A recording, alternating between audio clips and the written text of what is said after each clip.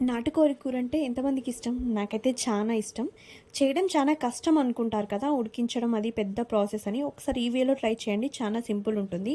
దీనికోసం ముందుగా మంచిగా కట్ చేసి పెట్టుకున్న నాటుకోడిని తీసుకోండి. దాన్ని ఒక 2, 3 టైమ్స్ వాష్ చేసి పక్కన పెట్టుకోండి. నేను స్కిన్‌తోనే తీసుకున్నాను. స్కిన్ ఉంటే చానా బావుంటుంది టేస్ట్.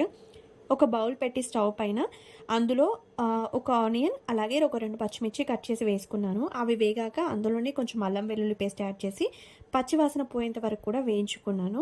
దాని తర్వాత పసుపు వేసి ముందుగా కట్ చేసుకొని క్లీన్ చేసుకొని పెట్టుకున్న చికెన్‌ని యాడ్ చేసి ఒక 2 టైమ్స్ మంచిగా కలిపాను. దాని తర్వాత లిడ్ పెట్టి క్లోజ్ చేయాలి. ఎందుకంటే మనకు అందులో ఉన్న వాటర్ అంతా కూడా బయటకొచ్చేస్తాయన్నమాట. ఇక నేను ఒక కుడక అలాగే కొబ్బరి, ఆనియన్ 2 కూడా వేయించి పేస్ట్ చేసి పెట్టుకున్నాను. ఆ పేస్ట్‌ని ఇందులో యాడ్ చేయాలి. మనకిట్లా వాటర్ సెపరేట్ అవుతున్నప్పుడు అందులో ఈ పేస్ట్ యాడ్ చేసి కలపాలనమాట.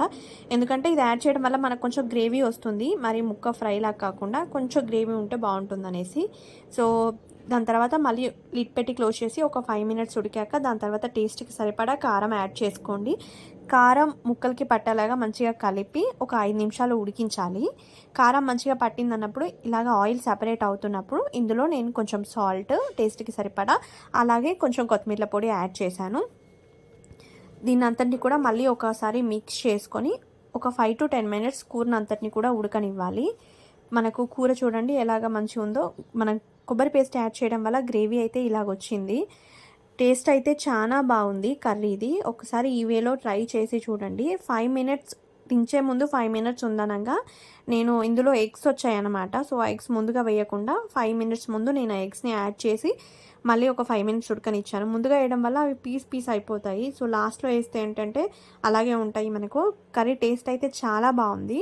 ఒకసారి ట్రై చేయండి. వీడియో నచ్చినట్టయితే తప్పకుండా లైక్ చేయండి. నా ఛానల్‌ని సబ్స్క్రైబ్ చేసుకోండి.